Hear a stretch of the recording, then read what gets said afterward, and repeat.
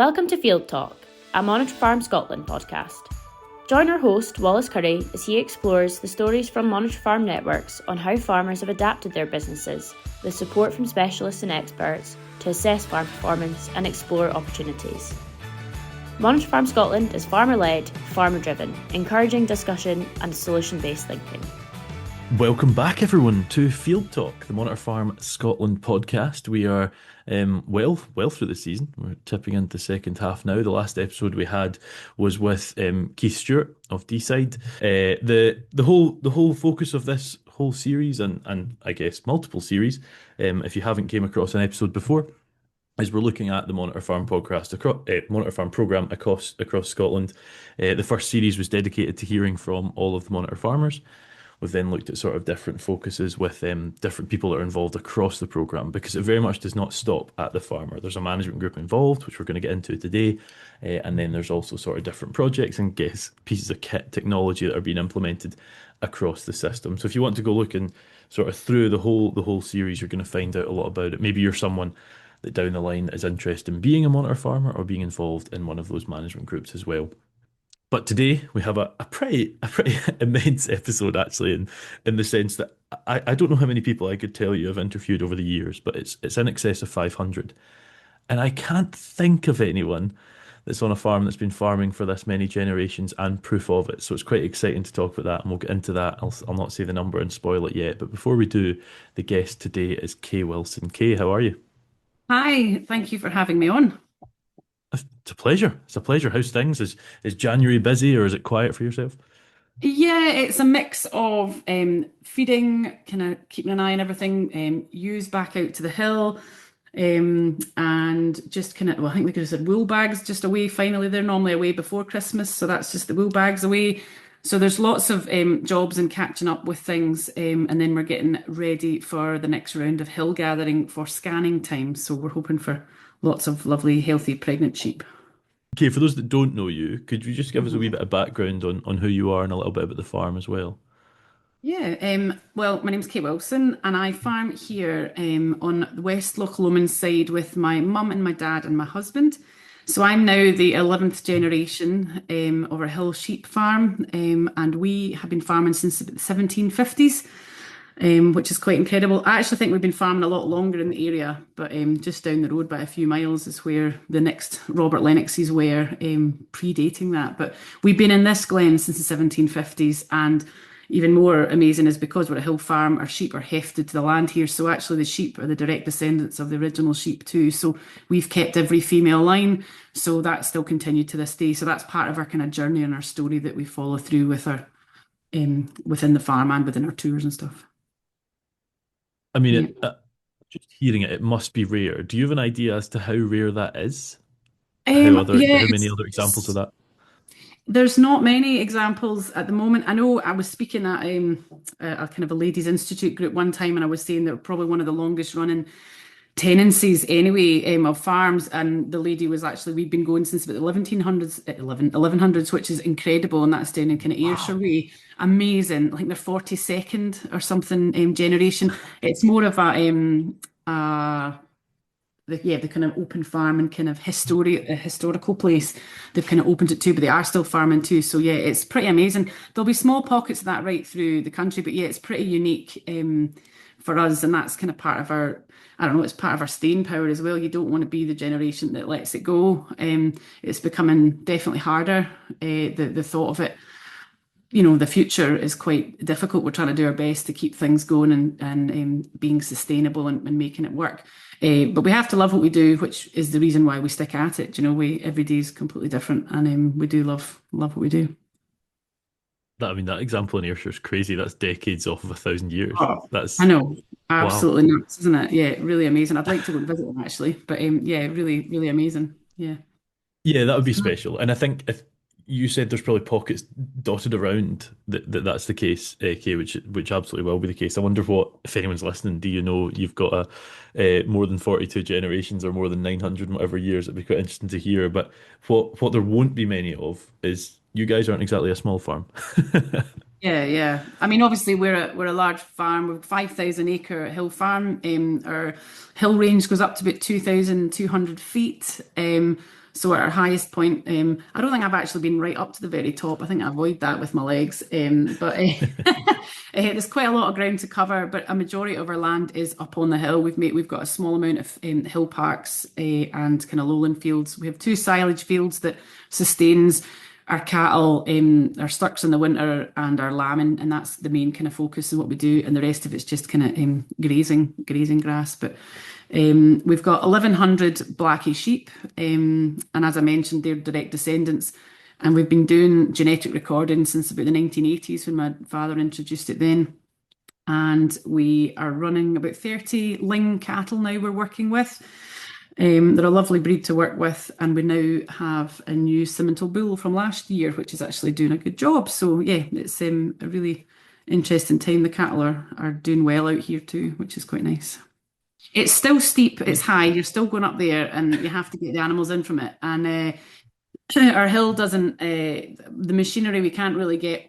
I think 90% of our land we can't get machinery on. When I say machinery, even quad bikes can't go on some of it. There's little tracks to get to places, but you can't get a way out to the hill. So about 3.5 miles from the centre, we can't get, we've got the centre, there's a road that goes in, and then we have to walk the rest of the way so we can get the pickups to a point, and then we walk it in. But yeah, we do have a trials bike. My father has been riding a trials bike since he was in his 20s. And now my son's riding a bike. It kind of skipped a generation. I kind of wish it didn't. I'm too scared to fall off now. So my son's learning. He's 13, coming 14, and he's very good on a trials bike. So he's been shadowing my father where he is. The downside is he's at school and he really needs to focus on school. So we can't. We were trying to wonder, can we drag him out of school to come and do the sheep gathering? But we did offer him one day to come off of school, and he was like, "No, you're all right. I'll go to school." Because I think it's really hard work. It's not. We slag my dad off because we're walking and we're tired, and he's like, "Oh, that was really tired." I'm like, "You're sitting on a bike. That's not the same as walking, but it's actually." You're only on the foot pedals the whole time. You're not sitting down. So it's pretty brutal up the top, and you get blown off by the wind sometimes. There's lots of ditches and things that you can't see, boulders and things. So it's quite a difficult ride. But anyway, so that helps. And then we do use a drone. I fly a drone, which can help. I lost my sheepdog this winter.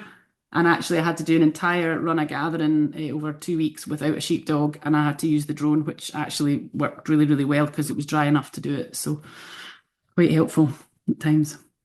Okay, we're here on the Monitor Farm Yeah. podcast.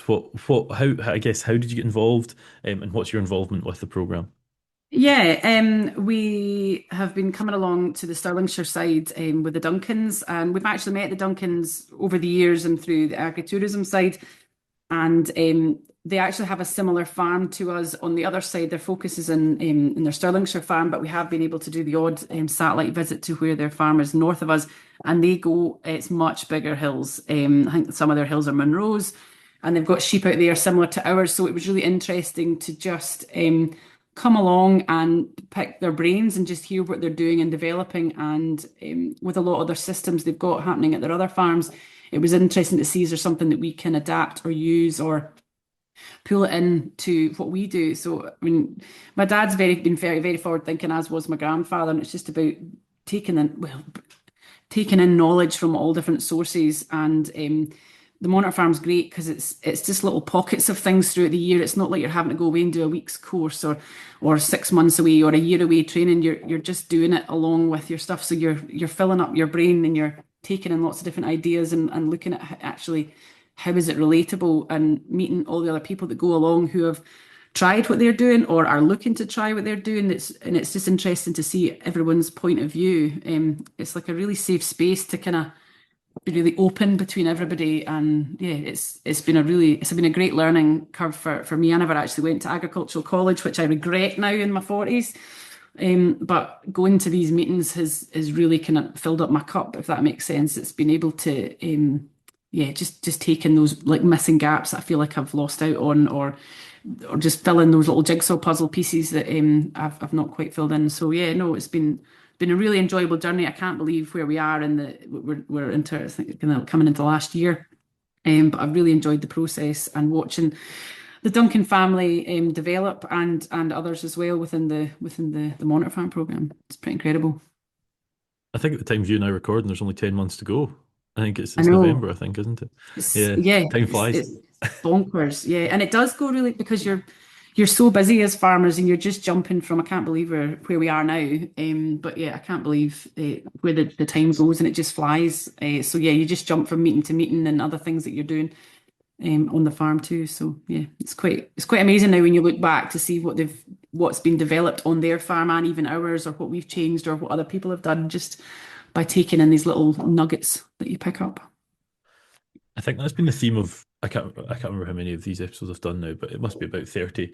That sort of just that openness to it's a daunting thing to say this is my business and this is what's good and this is what's bad and this is what we could Yeah. maybe do, and also I don't know what Yeah. this other thing is. But it just seems to have that happen, and that Yeah. seems to be the nature of it, which is great. Yeah. That's how things go forward. And it should, I think, for people to progress in this day and age, it's important to for the survival of farming and the future of farming is everyone being open and trying to do the best as they can and pass that on so everyone can make that changes. Yeah, exactly. And with a focus on the business at home, Kay, Lennox of Lomond, I believe, is the sort of the name, which encompasses both the farm but also diversification as well. Could you tell us a wee bit about Yeah, some of those diversifications? yeah. So the farm, so it's a separate thing of such, but I'll go into that. So the farm business name is RJ Lennox and Son. So that's the farm, and within the farm for many years, the only thing that's kept us afloat actually has been our agri-tourism, which is a really sad thing to say.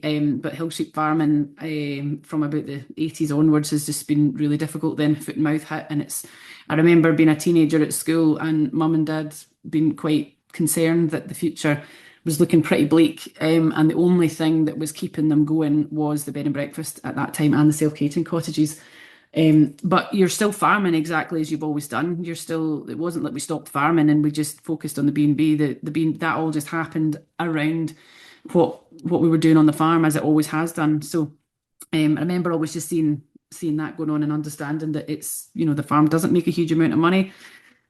I wanted to come home at 18 and work on the farm, but Dad was like, that's fine. But unfortunately, we don't have the money there to pay you a wage. So you're going to have to work really off the farm. I wanted to move in with my husband and buy a house. We couldn't do that without a mortgage. So we had to go off farm and pick up work that we could do. So I did that for a while, social work. And then I came back into the farm maybe 10, 15 years ago. I started doing lots of different things. I started a cleaning business after I had kids, and that was allowing me to subsidise my wages. I can work on the farm, and I worked around kind of childcare and stuff. And then I grew the business up enough that I actually had a team of cleaners working with me, and I didn't have to clean anymore. And then I worked a farm with Dad, and my husband was working full time at that time. But looking at the farm, we've got mum and dad who are, it's funny, folk keep saying to them, oh, you enjoying retirement? They are not retired. I don't think I know any farmers that actually retire. It's not they're not retiring because they're trying to stop any progression. They just enjoy what they do and they like to be involved and they don't like, they just want to be part of it still. So they don't feel that they can't work anymore. So they want to keep working. They might take a few more extra holidays, which is, I think, absolutely fine because they're both in their early 70s. But back in the late 2019, we decided that we wanted to create a more of a wage on the farm that can bring my husband home. So that is when we actually became monitor farmers with Scottish Enterprise for agri-tourism. And we did that for 3 years. And that really, again, similar system, it really focused and helped drive us forward. And within that system, we decided to rebrand the name because at that time, my mum had a self-catering cottage and a B&B. Then I had a self-catering cottage. Then we started farm tours, and it was just, I had all the different social media platforms within Facebook, Instagram, Twitter, all each separately. So I was running 9 different social media things on different, and it was similar posts that you were saying, and it was just an absolute nightmare. So that was one huge thing that we took from that was just putting everything under one umbrella. So we went through like a branding process, and that's where we came up with the name Lennox of Lomond. And that encompasses all of our agri-tourism, albeit people find our farm through Lennox of Lomond and they'll maybe email us about top sales and bits and pieces, but it's the same thing, it's the same people that are running it. It's just 2 different entities of such. But yeah, the Lennox of Lomond is really our agri-tourism focused side, albeit it pulls in both ways. Yeah, if that helps explain that a little bit better. No, it does. And are people that are doing the farm tour all staying with you, or are they separate entities in themselves? It's a bit different. So we do an array of tours. So we do lambing experience where we'll lamb about 1,000 sheep in sheds, and we have about 750 people will come on farm over the 3 week window, which is absolutely blows my mind. But it's done in a way that it fits around our farm. At the end of the day, the farming comes first and foremost, and always has done. And we fit tours around us. So we don't start tours at 9 in the morning. We start at 11 in the morning. So that gives us a couple hours to make sure all the bits are done that we need to get done and we're focused on, and then we can start running the tours. And we do three at a weekend, an hour and a half sessions, and it's only 20 people in a group to maybe 24 at max. And that means that we're giving everybody that authentic real time with the farmers. So it's me and my dad, and my mum was usually kicking about as well. And we are together in that time with people, and we've got lots of opportunity for people to come into the shed, and we discuss what's happening on the farm and how we farm. And then they get lots of time cuddling lambs. They get a wee trailer ride with my dad around the farm. And then so we've got a really nice session kind of set up, and it works really well because we're getting that really raw conversations with people, and it's where you actually can open up to the real rawness of farming, and not about saying, oh, woe is us and this is bad, but we're talking about, this is great and we love this, but also this is really frustrating. We talk about the wool price and the amount of hours and days and how much money it costs us to bring all the sheep in, and the labour, and even the food costs and the time, and all the stuff that kind of goes into making sure we do all these things, and then the contract, and then on the day, and we talk about the fun times of the family and everyone together, and it's a great busy loud day. But in the end, we maybe spend about £3,000 to get all the wool off the sheep, and then we get a check for £100 at the end of it. So everyone goes, what? That's what you get. So folk assume because our woolen jumper's 80 quid or 100 quid that the farmer gets loads of money for that. But unfortunately, that's not the real story. And that is what we say to gently let folk know, is that's the story across farming everywhere. Like, unfortunately, farmers aren't paid for the value of the product that you're seeing. Unfortunately, there's a lot of middle people in there that get that. And that's just frustrating. But at the end of the day, we're here. We have to look after the animals and the environment and the land and all things that go with that. But at the end of the day, that's where we have to do the tours to be more sustainable so we can keep doing this for many years to come. It's one of those things. I mean, that the having people on the farm at lambing time is Yeah. it's actually something I would encourage most people to do. You Yeah. you learn from yourself a bit. You look outside the Absolutely. box where you're used to just running on fumes. Yep. It's good, but it's It is. intense. It is really intense, but I think we tallied up last year. I think we've had about 2,005 people, maybe 2,500 people on the farm last year between our Bonnie Barns, our lodges. There are kind of adults only lodges that my husband built. So that's what is our other kind of thing that we run.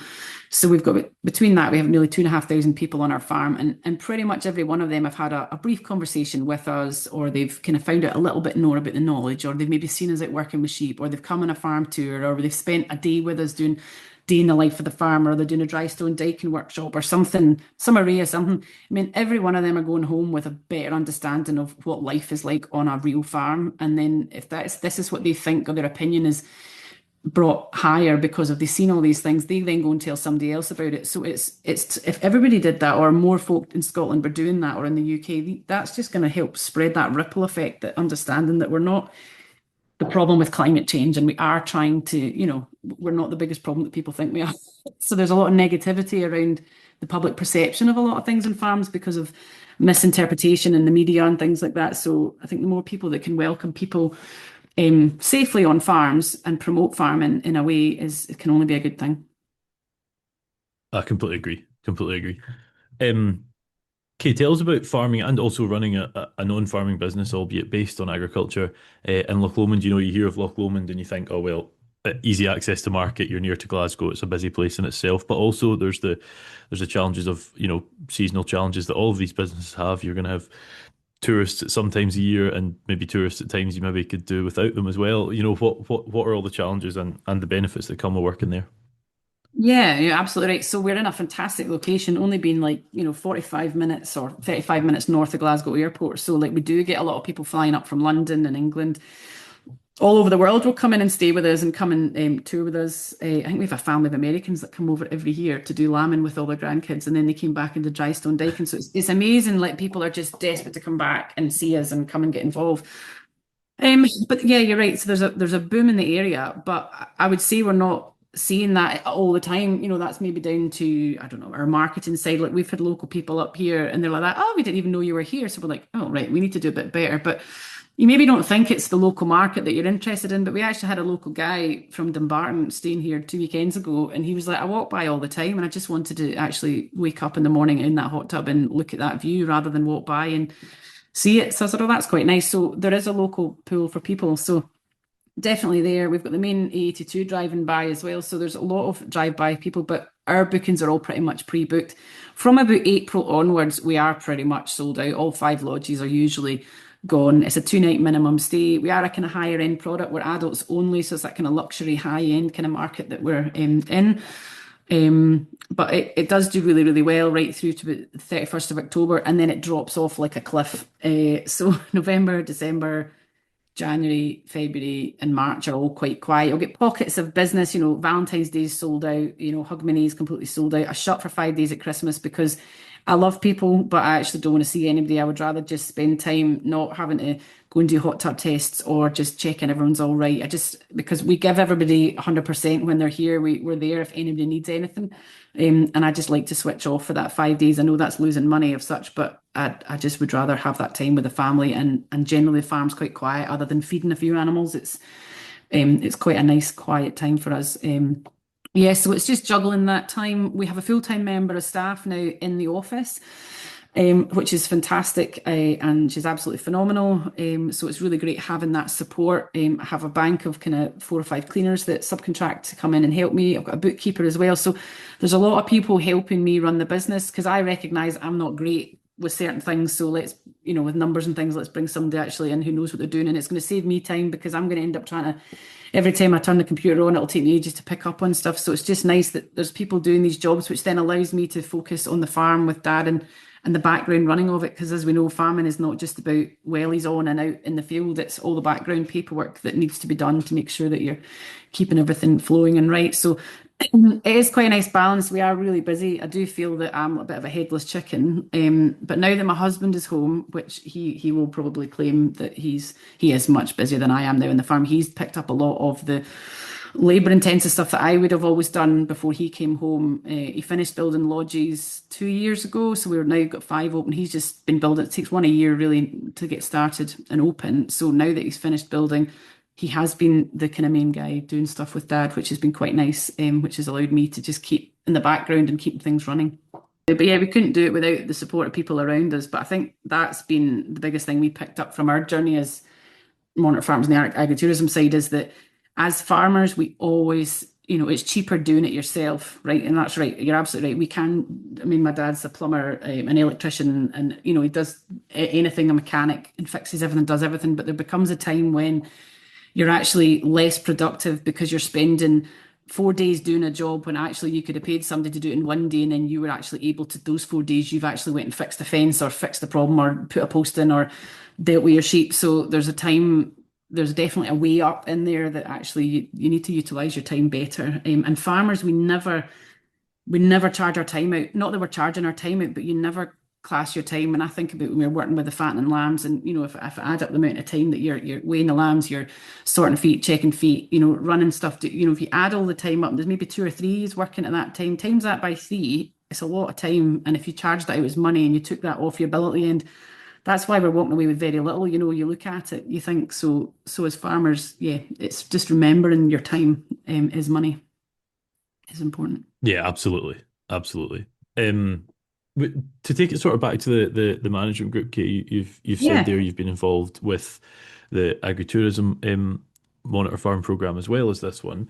Yeah. What do these programs and in particular the management group with a focus on what do these programs sort of do for you, both for the business but also on like a social level, I guess, as well? Yeah, absolutely. So yeah, farming, obviously everyone a lot goes on about, farming's a really isolating thing. And you are right, sometimes you're lone working. Obviously I'm very lucky, I've got my family around me, but I know there's farmers out there who are on their own every single day. Their kids have moved away and it's just them working. So actually to have a step away for a morning every couple of months or an evening or whatever the sessions are, you're putting yourself in a room with generally like-minded people who are pretty much, I would say 95% of them are there to progress their business or to support the family that's there. But yeah, so putting yourself in a room with people is, for your mental health, one, that's really important that we've got that you're connecting with other people, whether you're there to take in information or not. But it's that aspect's really, really important, to give people that time to step out of your business and just give your head a bit of breathing space, albeit it's all connected to farming, or it's people that you know, which is quite nice. And it is a really lovely group, and they all are nice. I've actually been out to Isla as well, for their kind of couple of meetings out in Isla.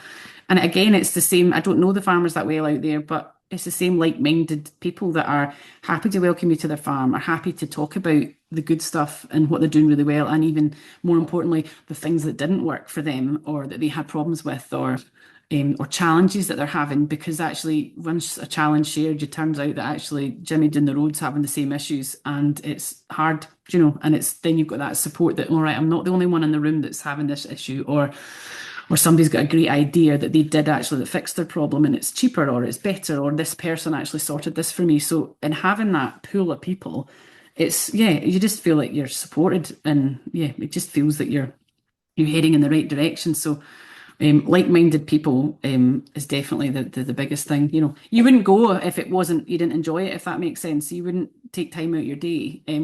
It's really well done. It's really organised. They've got they always find the right people, and it's relevant obviously to the family, but so people can chop in and out of coming. They maybe don't come to every meeting, the management meetings or the open meetings, but generally you get that same group of people, because actually it is something that they think that's something I need to work on, or this is what I need to look at, or actually I'm going to try and do this myself. I want to hear how they're getting on with that before I make the decision to invest in this system or things like that. So it's a really great opportunity for people to see actually what's actually going on and what's worth doing before they make those investments. But you usually find that people will then go and make investments, so it's actually good in the sense for the investment that's getting made on farms after programs like this. Is there anything that you guys have sort of maybe not changed at home, but at least altered at home, or even a takeaway in general that you're debating looking at? Yeah, no, we have. There's a few things that we're always debating. Usually I throw in an idea and I just kind of get told to be quiet, but no, I don't. We always throw some things around to see what can we do and can we do this. But what I need to remember is it's been tried before on our farm. We're a very efficient farm now, in a sense of what we do on a hill farm and what we've done over the years. And Dad's worked really hard, and Grandpa, to get it to where it's at. So looking at that for the future is like, what else can we do to try and make ourselves that little bit better, or whatever.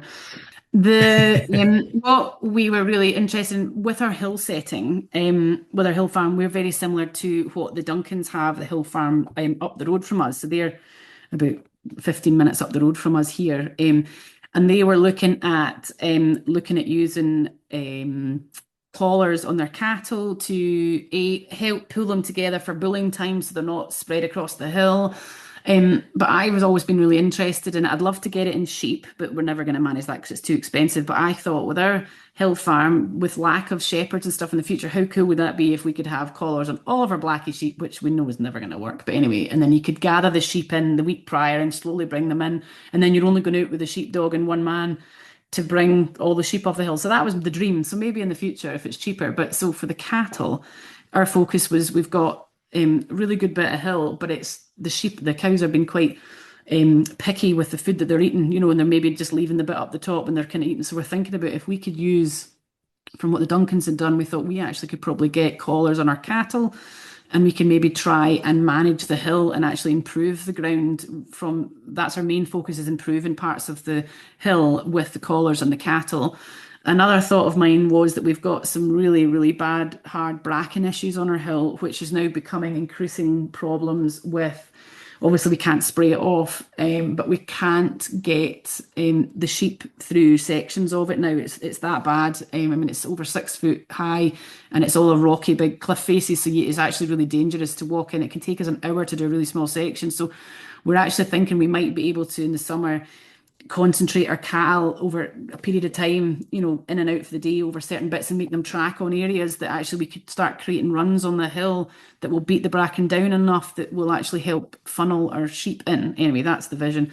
So we actually have got collars. We bought them over the winter, and we're hoping to fit them in the spring to try and use them. So it's a huge investment, but we feel that I think this could make huge differences for us if we can get it working right. And that's from on the back of the Duncan's trial. And I know they had a couple issues with theirs, so we're hoping that those have been resolved. And the area that we're using reception should be slightly better at the moment, and we'll see how that develops. But yeah, it would be quite impressive if this works. And Kate, just for a bit more detail on that, you mentioned you hadn't been to agricultural college and sort of gone into this and the other program as well. Yeah. What's that sort of space of peer learning, of that honest discussion like? Is it daunting at first, and then that just opens up? What's that sort of environment like for someone that's maybe looking at joining one of these management groups for the future monitor farmers? Yeah, oh, it's a safe space. Do you know what I mean? That there's never a stupid question either. Like I mean, people will say things, but nobody's made to feel stupid. And even if you're not comfortable putting your hand up and asking a question, you can probably just hear from conversations with people, the little satellite conversations that you're having, and actually you probably get a lot more from, not a lot more, but you get just as much out of the people that are there than the people maybe talking, or the farming themselves, because that's the people that you just maybe sit down and say, oh, I was having a conversation, this is what I was worried about and doing this, and you're actually finding that people are kind of sharing their knowledge. Or you can just do one-to-one. There's usually loads of time built in, usually enough time between a wee coffee break or something to eat, or just before you pack up and go at the end. You can go and speak to the farmers or the people within the organisers, or go and speak to any of the speakers that are there, or touch base and say, actually, would you mind if I have a conversation? Can I email you later with a question I have? So I think it's just that touching space. You've got that additional time to be able to go and talk to these people and have that reach, whereas you maybe would never go off your own back and contact them or put yourself into a big training course. It's not like a training course at all. It doesn't feel like that. It just feels quite relaxed. You're just sitting in a room listening if that's all you want to do. But if you feel like you want to participate, or you feel like you want to connect more with somebody, that the space is safe to do that. So yeah, it's in no way feels like you're being taught at either. It's just I don't know, it's just quite a nice relaxed environment to educate and share knowledge. So definitely a No, must for anyone. yeah, and I don't think people just say this because we're on the Monitor Farm podcast. I talk to them off recording as well, and it Yeah. is the sentiment that seems to be shared. It's just it's one of those spaces you go into because sometimes these things can be daunting, and I'm sure even the first time it is daunting. Talking Yep. about your balance sheet and all that stuff, but being open to that's a great thing to look forward. And I guess speaking to looking forward, we've spoken at the business here, Kay, a business that I guess began in 2 days' time as Burns Night began before Burns. Quite phenomenal to think of. Yeah. What's next? What's the plan for the next couple of decades for Lennox of Lomond? Is the business? I assume the farm business is going to stay somewhat similar. Is the diversified business going to? I don't even think change is the right idea, but maybe add on. What's the Yeah. plans? Yeah, I think the farming itself is I think we're going to try and increase our sheep numbers slightly. We lost a lot of sheep and beasts from the east back in 2018, and because we're a closed flock and we keep every female, we've found it really, really tough because we lost like a whole generation of sheep, which was like 5 lines of sheep we've lost in 5 years. So we've really struggled to continue to build our numbers. So we're looking at our genetics, and we were pulling in from the syndicate. We're pulling in a kind of other kind of bloodline that maybe potentially could bring us more twins, which is not something you really want too much on a hill farm. But because we used to have 2,500 sheep, so we are running a lot less than we used to. So actually been increasing our numbers a little bit by looking at the prolificity, because that's actually something that we deselect for within our genetics, because we really only want one lamb with one yow, and out she goes to the hill, and they can be quite happy out there. So yeah, so that's something we tried this year. So we'll hopefully see it scanning that we've got a slight increase, and then we'll just continue on that and build up over the next few years, hopefully build our numbers back up maybe to 1,500, 1,600, because you're going out to the hill anyway to pick up the sheep. So it would be much better if you're bringing in a whole heap. It does then add on time for the procedural stuff, but it can only mean it just gives it a bit more sustainable. We don't want to get under 1,000 because then we'll not manage the hill as well. So farm wise, running the same. Cattle wise, we're just we're building our numbers up. We get a couple of new heifers every year, so we're hopefully kind of sit around the 30 mark, which is quite nice. And yeah, so the farm will pretty much run in that way. and the agri-tourism. We're looking at just adding on to the development what we've got here. So we've got a great wee system. We've got a great contract with an American company that come in every single week. So I think we've got like 52 tours booked with them from the start of April through to October, which is just about one a week, or sometimes you might get two a week and maybe a week that they drop off. But it's a big earner for us, and it's really important that we're delivering, which we do. We do the sheepdog demonstration, just we don't do any trialing stuff. That's not how we roll. This is real and raw, and the dog goes out and jumps over the fence in front of people and runs away around all the sheep and brings them in. So we're going to just maybe develop that a little bit. And because we can't get people around the farm, but there's not enough time in the hour and a half we can't get them around all 5,000 acres. So with a lot of the drone footage that I've taken over the years, and I'll just go and do some more footage, I'd quite like to create some kind of videos of the farm and with top voiceovers. And actually put different languages on them, because we have got work with maybe the Chinese travel trade in a couple of the countries. So I actually could develop some videography that we can going to put like an outdoor telly inside our kind of tour hub, and then hopefully be able to showcase the whole farm and just share that story, and even have some kind of interviews and maybe more videos and pictures of the olden days. We do have our black and white photos up, which have been taken right through from 1895 was the first photograph we have printed. There's a lot earlier ones than that we do have. So it's just about showcasing the history. I mean, that's our story, is the farming history, the traditions, the fact that we actually all get on really, really well. So there's a lot of banter during the tour. We're all four of us are there. So it's just sharing that wealth and that story, and that's what we're rich for, is our family. It's nothing else. But we love what we do, and we like to share that, and we enjoy it. So definitely developing on those things. There may be things in the future, developing something else within the farm, but we are busy, and it's just trying to balance that. We don't want to be busy fools. We'd rather have a good balance of farming life, tour life, and a bit of life off the farm too is important.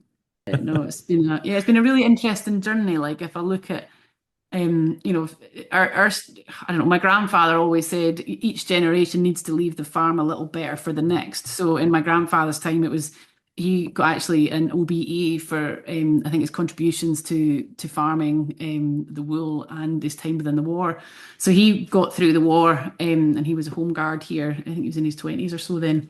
And got through all that. He took on the farm at actually 15, because my great grandfather passed away suddenly of a heart attack. So at 15, he was suddenly spiraled into taking on the farm. He couldn't drive a car at the time because of his age. So like he tells me, I remember him telling me a story that he had to ride a horse for 5 hours just to get to the top of Loch Lomond to do something or deliver or do messages, and then he had to come back down. So you just think over the years and the generations and things that he's seen in his time, like how farming has progressed. I think we were the first family in the area to have a tractor, albeit a very small tractor, but we've still probably got it here, parts of it anyway. But yes, so it's just amazing, like hearing his time. And then in Dad's time, I think his biggest legacy will probably be a lot of the stuff that he's done within the farm, but a big part of that's the genetics in the sheep. He's kind of went against the grain. It's not, a lot of the blackface sheep breeders think we're a bit weird in what we do, but at the end of the day, we're purely focusing on the facts and the figures. We're able now to produce a much fattier carcass in our lambs that, and we're actually the maternal sheep is now about 5 kind of kilos lighter. So we've actually got less as well sheep in the farm that are producing better, if that makes sense. So we're now really efficient in that way. So that's definitely his. That's how he's leaving that to the next generation. And for me, I mean, part of obviously trying to just keep the journey going and the vision, but for us, I think my time is going to be the agritourism, and how we've developed that and how it works with the farm, not against. We can't farm here anyway without the agritourism, but we can't have the agritourism without the farm, and it has to match and work. And if one overrides the other, then it becomes a problem. So it's trying to find that balance. And we'll just see. I don't know, the next generation, we were never forced into farming. Our mum and dad have been very clear that from the start. I said it's not going to make you rich. There's no money in farming for us in that sense. But there's more to life than just financials, and we're not really financially driven, which is probably to our detriment. But for us, it's the focus in bringing our kids up here and giving them that life, and sharing that with people who come to us. And for us, that's what we want to be able to deliver. And if our kids decide to go off and get a career, as we'll advise them to go and do that. And if you want to get in farming, absolutely, we'll support you with that, and we'll make it happen and help them, direct them in the right direction. But they have to make that choice themselves, and we'll not force them into that. But there's roles within the different businesses now that actually they could, if the focus is in the agritourism, that's fine. We'll make it work. So yeah, we hope that there's something here for somebody anyway. It's there's some history to the farm, that's for sure, and collected history as well. I mean, a lot of farms have history, but you've got a lot of proof of that, which is fascinating. I guess looking on the flip side, Kay, moving forward as we sort of draw the episode to a close, if you were to give advice to someone getting involved in either the Monitor Farm directly or the management group, what would you say to them? Absolutely go for it. Definitely go for it. If you are looking to bring on your farm or try something different and progress yourself, I said this is the best environment to do it in, whether that you want to be the monitor farmers themselves and give yourself that extra challenge. Having been a monitor farmer in a different program, but that was the best decision we ever made, because it didn't push us, and it maybe just put a pressure of such that actually we need to deliver, or we need to try and deliver something. Whereas I think if we just did it off our own back, there'd have been no deadlines, if that makes sense. So it definitely gave us a focus. And we're not on any focus now because we're just within the management group, but we're definitely discussing things that they're doing. Well, actually, that could actually work for us, and we could actually do with a new cattle crush, because then we could weigh the calves, and actually we can actually see the facts between here and here. And that's something that we've picked up from, again, the Duncan. So there's lots of little nuggets that we maybe not do it right now, but it's sitting on the shelf that when we have time to think about it, we can bring it back in. So I think if you're sitting on the edge of going, oh, I'd really like to do this, but I don't think I feel comfortable doing it on my own, just come along at the meetings and just see what naturally comes from it, because you might actually go in a different direction or a different journey, or you might try something else, but you're not going to know unless you put yourself out there. And I would wholeheartedly say it's the best thing to get involved with. It's absolutely brilliant. Brilliant. Well, thank you very much, Kate. It's been a pleasure to chat. Thank you. You're very welcome. Thanks for having me. Not at all. It's been great fun. And for those of you listening, that's been Kay Wilson. The last episode we had was with Keith Stewart, D-Side Monitor Farm Management Group, talking about those side of things up there as well. But we'll be finalising the series with a few more of the management groups from around the country. So thank you very much for listening, and we shall see you for the next one. See you then. Thanks for tuning in to the Monitor Farm Scotland podcast. Don't forget to click subscribe wherever you get your podcast from for more episodes as we continue to dive into the stories from our Monitor farms. If you want to stay updated with our latest news and events, please visit the Monitor Farm Scotland website and follow us on social media for more updates and keep in the know about what our farms are getting up to. Monitor Farm Scotland is funded by Scottish Government and managed by Quality Meat Scotland and AHDB.